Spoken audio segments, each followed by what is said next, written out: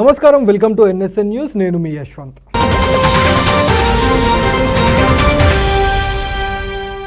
మాజీ ముఖ్యమంత్రి హోదాలో జగన్ రెడ్డికి నిబంధనల ప్రకారమే భద్రతా సిబ్బందిని కేటాయించింది ఏపీ ప్రభుత్వం. ఆయనకు Z+ సెక్యూరిటీ కొనసాగిస్తున్నప్పటికీ తనకున్న భద్రతను పునరుద్ధరించాలని కోరుతూ జగన్ హైకోర్టులో పిటిషన్ దాఖలు చేశారు. ఏపీ మాజీ సీఎం జగన్కు ఆ రాష్ట్ర ప్రభుత్వం నిబంధనల ప్రకారమే Z+ సెక్యూరిటీని కేటాయించింది.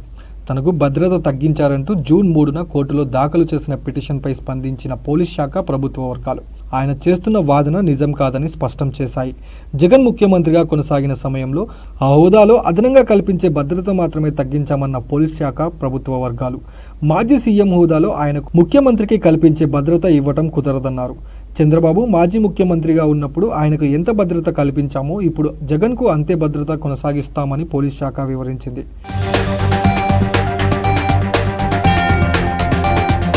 ప్రస్తుతం జగన్కు 58 మంది సిబ్బందితో భద్రత కల్పిస్తున్నట్టు చెప్పింది పోలీస్ శాఖ. ఆయన ఇంటి వద్ద 10 మంది సాయుధ గార్డుల భద్రత ఉందని, షిఫ్టునకు 2 చొప్పున మొత్తం 6 PSOలు 24 గంటల పాటు ఆయనకు భద్రత కల్పిస్తున్నట్టు స్పష్టం చేసింది. మొత్తం 24 మంది సిబ్బందితో కూడిన 2 ఎస్కార్ట్ బృందాలతో పాటు 5 వాచర్లను ఏర్పాటు చేశామన్నారు. ఇన్స్పెక్టర్ స్థాయి అధికారిని భద్రతా ఇన్ఛార్జిగా పెట్టామన్నారు. 3 షిఫ్టుల్లో పనిచేసేలా మొత్తం 6 ఫ్రిస్కర్లు, స్క్రీనర్లు నిరంతరం అందుబాటులో ఉండేలా 6 డ్రైవర్లను జగన్కు కేటాయించినట్టు పోలీస్ శాఖ వెల్లడించింది.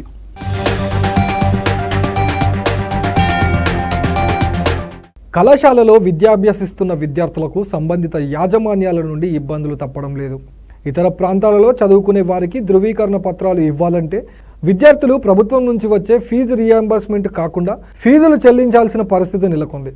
అందుకు గాను ఫీజుల కోసం విద్యార్థులను ఇబ్బందులకు గురిచేసే కళాశాలలను బ్లాక్ లిస్టులో పెట్టేందుకు ప్రభుత్వం సిద్ధమవుతోంది. రాష్ట్ర ప్రభుత్వం నుంచి ఫీజు రీయింబర్స్మెంట్ అందలేదని, సొంతంగా ఫీజు చెల్లిస్తేనే ధృవపత్రాలు ఇస్తామని పలు కళాశాలలు విద్యార్థులను ఇబ్బందులకు గురిచేస్తున్నాయి. అలాంటి వాటిని గుర్తించి బ్లాక్ లిస్టులో పెట్టాలని ఉన్నత విద్యా మండలి విశ్వవిద్యాలయ రిజిస్ట్రార్ను ఆదేశించింది. ఈ మేరకు OU, కాకతీయ, JNTUH తెలంగాణతో పాటు శాతవాహన, పాలమూరు, JNFU తెలంగాణ మహిళా వర్సిటీల రిజిస్ట్రార్లకు లేఖ రాసింది. పలు ప్రైవేట్ కళాశాలలు ధృవపత్రాలు ఇవ్వకపోవడంతో ఉన్నత విద్యా కోర్సులు, ఉద్యోగాల్లో చేరేందుకు విద్యార్థులు తీవ్ర ఇబ్బందులు పడుతున్నట్టు తమ దృష్టికి వచ్చిందని పేర్కొంది. కాగా తమ పరిధిలోని అన్ని ప్రైవేట్ కళాశాలలకు ఈ విషయాన్ని సూచించాలని రిజిస్ట్రార్లను విద్యామండలి ఆదేశించింది.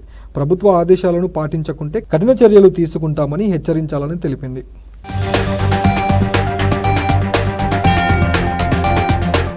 బంగాళాఖాతంలో ఏర్పడిన వాయుగుండం వాయవ్య దిశగా కదులుతుందని వాతావరణ శాఖ తెలిపింది.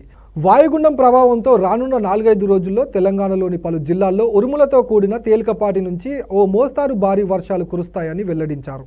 ఉత్తరాఖండ్ పరిసరాలు ఆనుకుని బంగాళాఖాతంలో అల్పపీడనం వాయుగుండంగా మారింది. దీంతో వాయుగుండం వాయువ్య దిశగా కదులుతుండటంతో రానున్న 4 రోజుల్లో తెలంగాణలో పలు జిల్లాల్లో ఓ మోస్తారు వర్షాలు కురుస్తాయని వాతావరణ శాఖ తెలిపింది. కొన్ని జిల్లాలకు ఎల్లో అలర్ట్ను జారీ చేసింది. 30 నుంచి 40 కిలోమీటర్ల వేగంతో ఈదురుగాలులు కూడా వీస్తాయని చెప్పింది. జనగాం, పెద్దపల్లి, భూపాల్పల్లి, వరంగల్, హన్మకొండ, ఆదిలాబాద్, కొమురం భీంలతో పాటు మంచిర్యాల, నిర్మల్, ములుగు, కొత్తగూడెం, మెదక్, ఖమ్మం, కామారెడ్డి జిల్లాల్లో భారీ వర్షాలు కురుస్తాయని వాతావరణ శాఖ పేర్కొంది. అలాగే నిజామాబాద్, జగిత్యాల, కొత్తగూడెం, వికారాబాద్, సంగారెడ్డి, మహబూబ్ నగర్ జిల్లాలలో మోస్తారు వర్షాలు కురుస్తాయని వెల్లడించింది. అటు ఏపీలోనూ అక్కడక్కడ వర్షాలు కురుస్తాయని IMD తెలిపింది. మద్యం కుంభకోణంలో అరవింద్ కేజ్రీవాల్ను CBI అరెస్టు చేయడాన్ని ఢిల్లీ హైకోర్టు సమర్థించింది. CBI తీసుకున్న చర్యల్లో దురుద్దేశం లేదని పేర్కొంది. CBI తనను అరెస్టు చేయడాన్ని సవాలు చేస్తూ కేజ్రీవాల్ దాఖలు చేసిన పిటిషన్ను ఆ రాష్ట్ర హైకోర్టు తోసిపుచ్చింది. ఢిల్లీ మద్యం కుంభకోణంలో అరెస్టైన అరవింద్ కేజ్రీవాల్ CBI అరెస్టుపై సవాల్ చేస్తూ దాఖలు చేసిన పిటిషన్ను ఢిల్లీ హైకోర్టు తోసిపుచ్చింది. తగిన ఆధారాలు సేకరించాకే అరెస్టు చేసిందని పేర్కొంది. ఈ మేరకు జస్టిస్ నీవా బన్సాల్ కృష్ణ నేతృత్వంలో ధర్మాసనం తీర్పిచ్చింది. సరైన కారణం లేకుండా అరెస్టు జరిగిందనడానికి తగిన ఆధారాలు లేవని పేర్కొంది. బెయిల్ కోసం చేసుకున్న దరఖాస్తును కొట్టివేసింది. CBI నమోదు చేసిన కేసులో బెయిల్ కోసం విచారణ కోర్టును ఆశ్రయించేందుకు కేజ్రీవాల్కు హైకోర్టు స్వేచ్ఛనిచ్చింది. మారిన పరిస్థితుల నేపథ్యంలో ఈ అవకాశం కల్పించినట్టు ధర్మాసనం స్పష్టం చేసింది.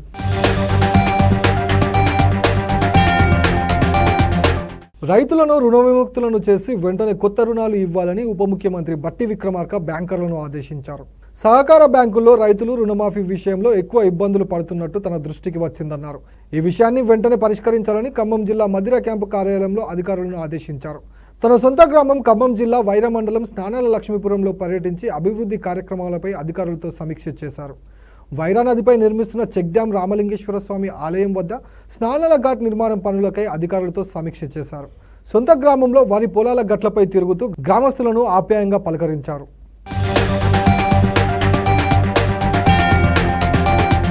కేసీఆర్ మీద నమ్మకం లేకనే బీఆర్ఎస్ ఎమ్మెల్యేలు ఆ పార్టీని వీడుతున్నారని పీసీసీ ప్రధాన కార్యదర్శి అద్దంకి దయాకర్ ఆరోపించారు.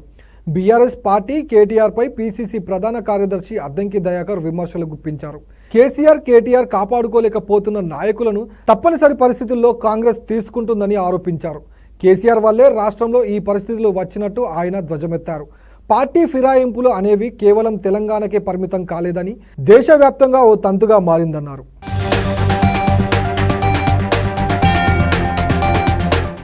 వచ్చే ఏడాది జరగనున్న 3 ఎమ్మెల్సీ ఎన్నికల కోసం కేంద్ర ఎన్నికల కమిషన్ ఓటర్ల జాబితా తయారీ షెడ్యూల్ను ఖరారు చేసింది. సెప్టెంబర్ 9 నుంచి ఓటర్ల నమోదు చేపట్టనున్నట్టు రాష్ట్ర సీఈఓ సుదర్శన్ రెడ్డి వెల్లడించారు. 2025 మార్చి 29 పట్టాభద్రులు ఎమ్మెల్సీ జీవన్ రెడ్డి, టీచర్ ఎమ్మెల్సీలు రఘోత్తం రెడ్డి, ఆలుగుబెల్లి నరసింహారెడ్డి పదవీకాలం ముగియనుంది. ఓటర్ల జాబితా తయారీకి సెప్టెంబర్ 30న నోటిఫికేషన్ ఇవ్వనున్నట్టు సీఈఓ తెలిపారు. నవంబర్ 6 వరకు ఓటర్ల నుంచి దరఖాస్తులు స్వీకరించి అదే నెల 23న ముసాయిదా ప్రకటిస్తారు. డిసెంబర్ 25 వరకు అభ్యంతరాలను స్వీకరించి 30న తుది జాబితా ప్రకటించనున్నట్టు సీఈఓ తెలిపారు.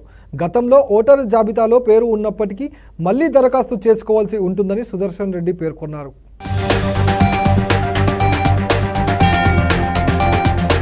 అధిక వడ్డీకి ఆశపడి పలువురు మోసపోయిన ఘటన నాగర్ కర్నూలు జిల్లాలో తెల్కపల్లి మండలంలో వెలుగు చూసింది. తెల్కపల్లి మండలం నడిగడ్డకు చెందిన జాహిర్ చోటైమియా అనే వడ్డీ వ్యాపారి తన సమీప బంధువులతో కలిసి నాగర్ కర్నూలు తెల్కపల్లితో పాటు నడిగడ్డ తుడుకుర్తికి చెందిన సుమారు 200 మంది నుంచి అధిక వడ్డీ ఆశ చూపి 20,000 కోట్ల మేర డబ్బు వసూలు చేశాడు. మొదట 2 నుంచి 3 లక్షలు, ఆ తర్వాత 5 నుంచి 10 లక్షల వరకు బాధితులు ఇచ్చారు. ఇలా దాదాపు 20 కోట్ల మేర వసూలు చేశాడు. అయితే గత 6 నెలలుగా బాధితులకు డబ్బులు ఇవ్వకుండా జాహిర్ తప్పించుకొని తిరుగుతున్నాడు. 30 మంది వరకు బాధితులు జిల్లా ఎస్పీని కలిసి న్యాయం చేయాలని విజ్ఞప్తి చేశారు.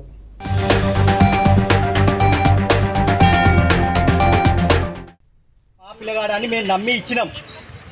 ఇల్లు ఎవరు బయట లేరు, మొత్తం రిలేషన్, అల్లుళ్ళు, ఆడపిల్లలు పిల్లలు మేమే ఉన్నాం. మిగతా బయట వాళ్ళు ఎవరు లేరు. దాని తర్వాత మేము చిన్నగా అడిగి 2 years వరకు అడిగితే చాలకి దాని తర్వాత కూడా ఇస్తా అన్నప్పుడు మేము ఇచ్చింది దాదాపు 3 సంవత్సరాలు ఇచ్చినాం. నేను వేరే వాళ్ళ దగ్గర నుంచి తెచ్చి ఇచ్చిన. నా దాదాపు 20 మంది ఉంటారు. ఇంకా మొత్తం కలిసి దీంట్లో 200 పైకి చిల్లర ఉంటారు. అమౌంట్ దాదాపు నుంచి ఇది 6 నుంచి 8 కోట్ల వరకు 10 కోట్ల వరకు ఉంది. ఇది నాకు ఎవడో కిడ్నాప్ చేసిండని చంపైండు. ఆ తర్వాత మేము అబ్దాలకు అడిగితే నేను బాధ్యత కాదన్నప్పుడు ఇప్పుడు నీ మీద నమ్మకం పెట్టుకుని మేము వచ్చినాం. ఇప్పుడు ఏం చేయాలి? మేము సావాలా ఏ బతకాలా? నీ మీద ఆధారపడి వచ్చినప్పుడు నువ్వు మా న్యాయం చేయాలి. నువ్వు న్యాయం చేయకుండా మేము చేయమన్నప్పుడు మేమేం చేయాలి? ఇప్పుడు అతను ఎక్కడ పోయింది మాకు తెలియదు. మధ్యవర్తి ఏమంటున్నా అంటే పిలిపిస్తా అంటారు. పిలిపియాలని మేము అదే అంటున్నాం. అతను పోలీస్ అధికారి, ప్రజలకు రక్షణ కల్పించడం అతని విధి. ఆ అధికారి నుంచే తమను కాపాడాలని కన్న తల్లిదండ్రులే ఉన్నతాధికారులకు మొరపెట్టుకున్నారు. వనపర్తి జిల్లా కల్లగనపురం మండలం వెంకటాయిపల్లెంకి చెందిన రఘునాథ్ రెడ్డి బొజ్జమ్మల దంపతులకు 2 కుమారులు 2 కుమార్తెలున్నారు. పెద్ద కొడుకు నాగేశ్వర్ రెడ్డి సీఏగా, చిన్న కొడుకు యాదయ్య కానిస్టేబుల్గా పనిచేస్తున్నారు. తనకున్న 30 ఎకరాల భూమిని 2 కుమారులకు పంచివ్వగా రాచకొండ కమిషనరేట్ మల్టీ జోన్ 2లో సీఐగా పనిచేస్తున్న పెద్ద కుమారుడు నాగేశ్వర్ రెడ్డి మరింత భూమిని ఇవ్వాలని దూషించడంతో పాటు దాడి చేస్తున్నట్టు తల్లిదండ్రులు రాష్ట్ర డీజీపీకి ఫిర్యాదు చేశారు. వేధింపులు తాళలేక చిన్న కుమారుడు ఆత్మహత్యా యత్నానికి పాల్పడినట్టు కన్నీరు పెట్టుకున్నారు. కుమారుడి నుంచి రక్షణ కల్పించాలని వారు డీజీపీని వేడుకున్నారు.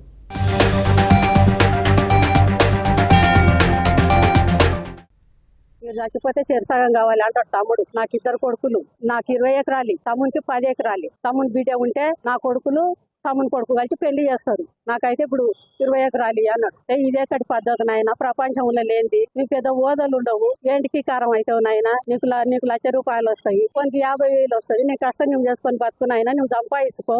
ఇంతదానికి ఎందుకు రద్దీ పడతావు? నువ్వు నీ పిల్లలు ఉన్నంత వరకు గుడకంగా ఇది అన్యాయం చేసిండని అనుకుంటారు జనం. వద్దు నాయన, నీ కాలు మొక్తానాయన. ఒకవేళ అమ్మనాయన చచ్చిపోయినరు అనుకో, అమ్మనాయన చచ్చిపోతే నేనే సాకినా, నేనే చెల్లెలు పెళ్లిళ్ళు చేసిన అనుకో, నేనే తమ్ముని సాగిన అనుకో, పెద్ద మనసు చేసుకొని ఆయన ఈ కాలం కాకుండా ఆయన నీ కాళ్ళు మొక్కినా చెప్పిన చెప్తే కూడా కాక పొట్టనీకి వచ్చిండు. మాకు ఇప్పుడు ఈ సార్ తోనిపోతే సత్యనారాయణ సార్ అంట మాకు న్యాయం జరగలేదు, వెళ్ళిపోండి బయటకు అని చెప్పిండు. మాకు ఇప్పుడు రేవంత్ రెడ్డి సారు న్యాయం చేయాలి. హీరా గ్రూప్ అధినేత నౌహీరా షేక్కు చెందిన కంపెనీల్లో ఈ నెల 3న జరిగిన సోదాలపై ఈడీ ప్రకటన విడుదల చేసింది. మనీ లాండరింగ్ చట్టం కింద హీరా గ్రూప్ ఆఫ్ కంపెనీల్లో ఈ నెల 3న 5 చోట్ల సోదాలు నిర్వహించినట్టు తెలిపింది. పెట్టుబడులు పెడితే 36% అధిక లాభాలు వస్తాయని, ప్రజల నుంచి హీరా గ్రూప్ వేల కోట్లు సేకరించిందని ఈడీ స్పష్టం చేసింది. సోదాల్లో 90 లక్షల నగదు, 12 ఖరీదైన కార్లు, హీరా గ్రూప్కు చెందిన 13 ఆస్తిపత్రాలు స్వాధీనం చేసుకుంది. నౌహీరా షేక్ బంధువులు, సహచరుల పేరిట 45 కోట్ల మేర ఆస్తులు గుర్తించినట్టు చెప్పింది. వాటితో పాటు 25 కోట్ల విలువైన 11 బినామీ ఆస్తిపత్రాలు, డిజిటల్ పరికరాలు స్వాధీనం చేసుకున్నట్టు పేర్కొంది. సోదాల్లో భాగంగా యూఏఈలోనూ నౌహీరా ఆస్తుల్లో కొనుగోలు చేసినట్టు వెల్లడించారు. ప్రస్తుతం ఇతరులతో కలిసి కొన్ని కొత్త స్కీములు ప్రారంభించినట్టు సోదాల్లో గుర్తించినట్టు చెప్పారు. కాగా హీరా గ్రూప్ కేసులో గతంలో నౌహీరా షేక్ను అరెస్టు చేయగా హీరా గ్రూప్కి చెందిన 400 కోట్లు ఈడీ అటాచ్ చేసింది.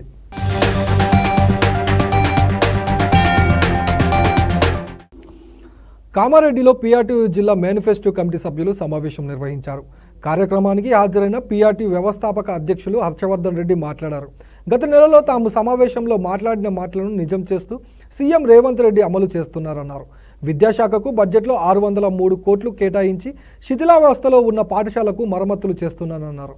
పేద విద్యార్థులు చదివే పాఠశాలకు ఉచిత విద్యుత్ ఇస్తూ కాంగ్రెస్ ప్రభుత్వం స్కామ్ వేజెస్ ఇస్తుందన్నారు. ఈ కార్యక్రమంలో జిల్లా పీఆర్టీయూ అధ్యక్షుడు అంబీర్ మనోహర్, సెక్రటరీ జనపాల లక్ష్మీరాజ్, కస్తూర్బా పాఠశాల SOS మోడల్ స్కూల్ ప్రిన్సిపల్ పాల్గొన్నారు.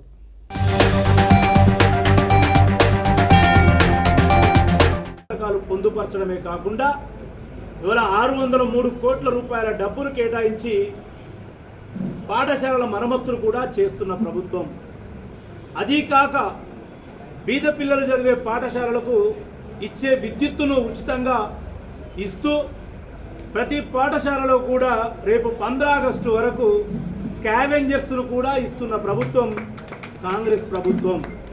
వీటన్నిటితో పాటు మా పీఆర్టీయూ తెలంగాణ తదుపరి కార్యాచరణ CPS విధానాన్ని రద్దు చేయిస్తూ 2003 DSC వాళ్లకు 57/54 57/5 మెమోలను అమలుపరిచే విధంగా కృషి చేయడమే కాకుండా తెలంగాణ రాష్ట్రంలో ఉన్నటువంటి టీచర్లందరూ కూడా గతంలో అర్హత గల స్కూల్ అసిస్టెంట్లు, జూనియర్ లెక్చరర్లు అవుతుండ్రి, డిప్టీ ఈఓలు అవుతుండ్రి, డైట్ లెక్చరర్లు అవుతుండ్రి, వీళ్ళందరికీ కూడా మళ్ళీ ఆ పదోన్నతులు కల్పించే కొత్త సర్వీస్ రూల్స్ రూపకల్పన పీఆర్టీయూ తెలంగాణ సంఘం ఆధ్వర్యంలో ఎజెండాగా పెట్టుకున్నాము.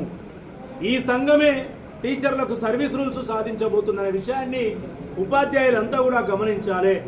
కేరళ రాష్ట్రం వాయనాడులో జరిగిన వరద విధ్వంసం అందరికీ తెలిసిందే. ఈ వరద దాటికి ఓ కోతి తనకన్నా చిన్న పిల్లను కాపాడుతున్న విధానం అందరినీ కలిచివేసింది. అది చూసి అయినా మనం మన సాటి మనిషికి ఆపదలో సహాయం చేయాలనే ఆలోచన అలవర్చుకోవాలని నెటిజన్లు కోరుతున్నారు. ప్రస్తుతం ఈ వీడియో సోషల్ మీడియాలో వైరల్గా మారింది.